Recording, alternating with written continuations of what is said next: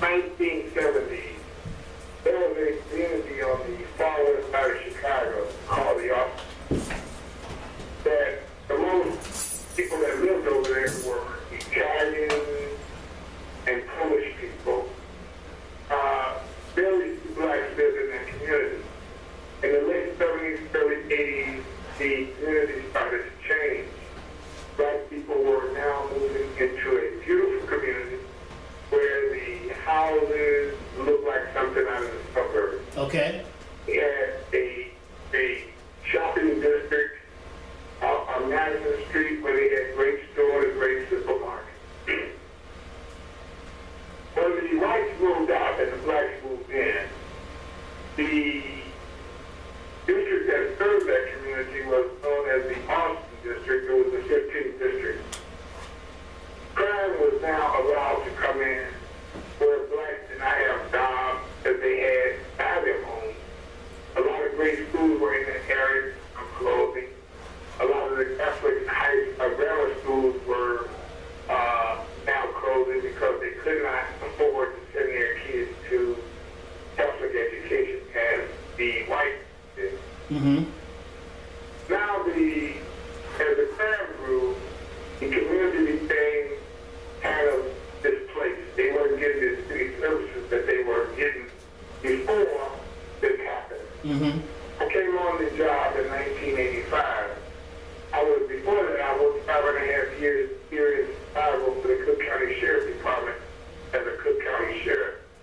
When I came into the Chicago Police Department, the Austin community was now labeled the second worst crime district in the city of Chicago. What was the name of this community? The Austin community. The Austin community. Yes, sir. Okay. And blacks outnumbered whites. Okay. And the services, the city services that the blacks were receiving from the police department was minuscule at best. Okay. Came on the job, did training in the 13th district, and I was assigned to my home district, and that was the Austin district. When I got to the Austin district, you could tell that crime was high. There was a lot of things going on.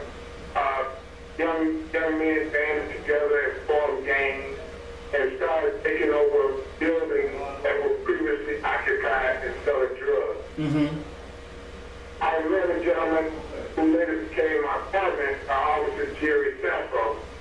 Me, along with Officer Jerry Sappho, Officer Albert Parks Jr., and Officer Leonard Terry, we kind of, over a short period of time, we took it upon ourselves with a few other officers to go to work every day and to give these people the services that they were getting downtown. Okay.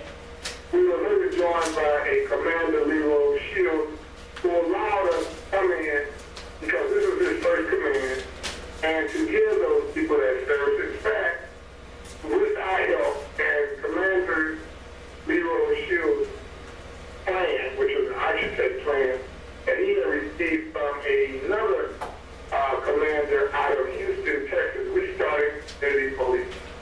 The only component in the whole city of Chicago where we were allowing the community to have an impact on how the police them.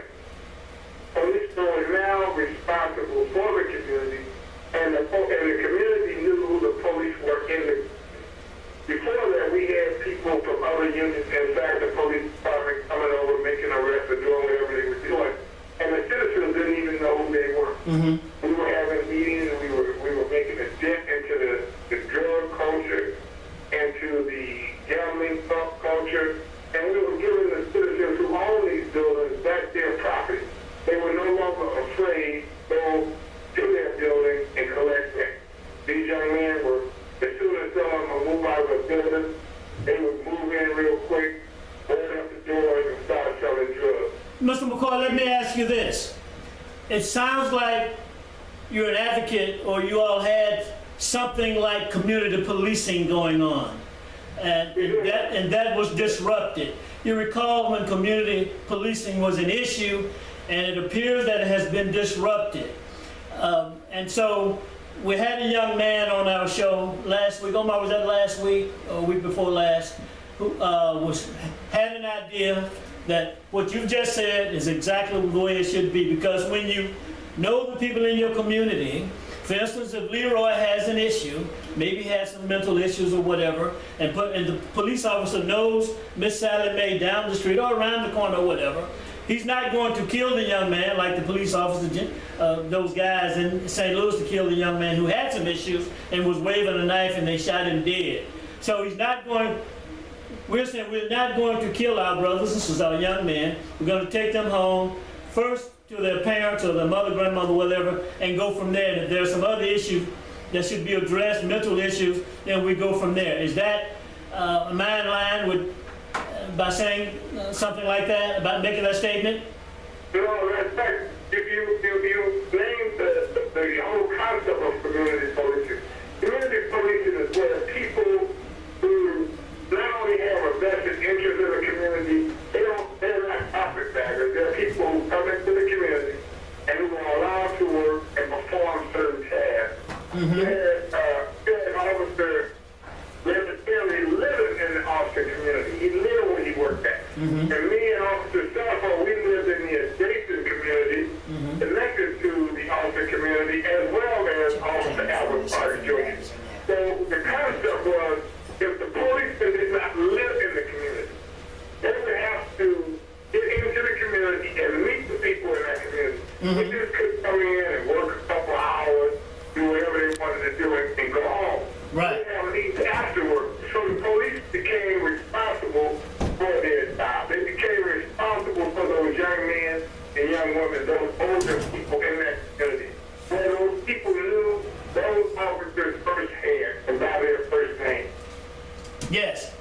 Well, we've been joined by two more panelists, Jeffrey Steele and Lonnie Simmons, along with Omar Baruti and myself, Wallace Redd, moderator. So we're going to, if they have questions or comments, we're going to, are you up for taking any questions, Mr. McCoy? Any questions that they would ask, that they allow me to just finish my statement? Sure, absolutely. Go right ahead. What I want to do is tell people, here is, in this community, we started community policing, where we have the young people off the street to come into the police station every day from grammar school and high school, where they were receiving tutoring work for their schoolwork. We also got them to join the Police Explorers, and we became the largest police explorers group in the whole city of Chicago. Also, we were sending kids to college, taking them out of town, to trips and stuff to Washington, D.C. This is the thing that Commander Leroy Shield had started. And that's being the strike force of this thing. What we did was we went out, attacked the crime problems that the community told us that they were concerned about. Number one was drugs. We were out there making sure that the people were able to go up and down the street, live in their property without fear or favor of anyone in that community. They were living a whole life. In fact, we were doing such a tremendous job that in July of 1995, Bill Clinton, during his first term, came to visit the Austin community here in Chicago. And the community turned out 500 strong, and they had a meeting where the community cheered for the police department. And President Bill Clinton said at that community meeting that was held in the outdoors in the back of the station, but all of the present, and he has never seen people in any community cheer for their police officers as loud as they would for their sports heroes. In fact, as they took a picture and put it with me and an officer who later went to prison, a Officer Gregory Phillips, we are standing on the front page of the Tribune with the President of the United States. This was in July of 1995. In August of 1995, little did we know that the Chicago Police Department had implemented a conspiracy to put me and Officer Jerry Sappho in jail, claiming that we were out robbing drug dealers. Okay? Yes. And brought in a gentleman who was elected, who was the first partner to the notorious police commander up there named John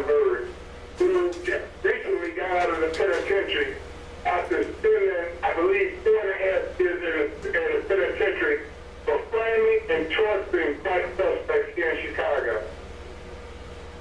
Okay. We did this operation or conspiracy from August 1st and accumulated to December the 20th, 1996 with the arrest of 7 police officers and a civilian, and they labeled this the worst corruption case in the history of the United States. Here it was, you had 7 officers out robbing drug dealers and taking down drug dealers, and they were arrested, later convicted, and one gentleman got 115 years on an alleged $10,000 robbery. Now, what happened was we were all disappointed and dismayed because everybody that worked on my team, and 40 officers who went to jail were members of my team, we all went to work every day to give our life to these citizens in this community. And when this thing happened, it demoralized that whole community. This was the first time in the history of this city that they had a police corruption case where the community came out 200 to 300 strong at each meeting, and they had 20 to 30 meetings, wondering how could we let them down. I investigated this case starting on December 30th, 1995, 10 days after these officers were arrested. All right. And for the last 18 and a half, I have been diligently, 24 hours a day, investigated this case all the way through. Okay. And I want to tell the citizens of Memphis that these 7 police officers never committed no crime. Okay. Well, that's what I want to ask you. Where two questions. What is the status of police involvement in the city of Chicago as it stands today, and where are you, without divulging too much information, on your investigation? Where the police do not in the city of Chicago today is that we have a lot of police not here in the city of Chicago that I was just over at the headquarters last week where numerous policemen were coming in and retiring in, maybe they time instead of staying longer. They were retiring. We got a lot of police officers in the city of Chicago who are standing back doing nothing. Okay. Because a lot of them always did nothing, but that's nothing new. Okay. I'm talking about the police officers who are willing to go out there, work in the community, give their life to their community.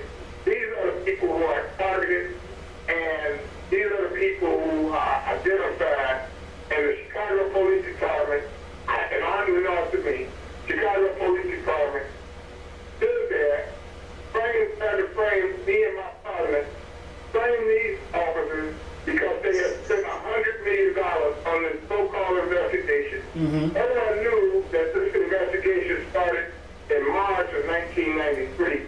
They should have started in August of 1995. It was 1,371 days, and it cost the city of Chicago and the federal government $100 million. Mm-hmm. And I got proof of it. It cost them $100 million to disrupt this community that was doing so good, to criminalize our black kids, and to take over the property in this community so that these black people will not have what they call equal protection under the law. Under the law, okay. Regardless of civil rights. All right, I want to go to Omar Baruti.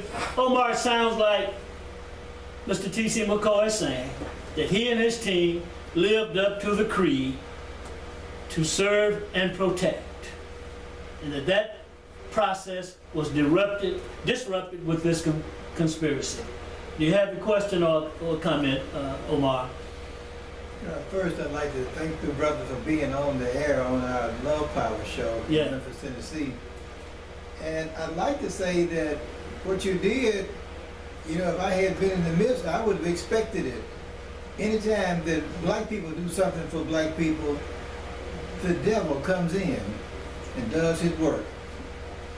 And because you were making such a positive impact on the community and making a difference in the lives of black people in that community, the government had to come in and disrupt it, just like they did with Mayor Marion Barry in Washington, D.C.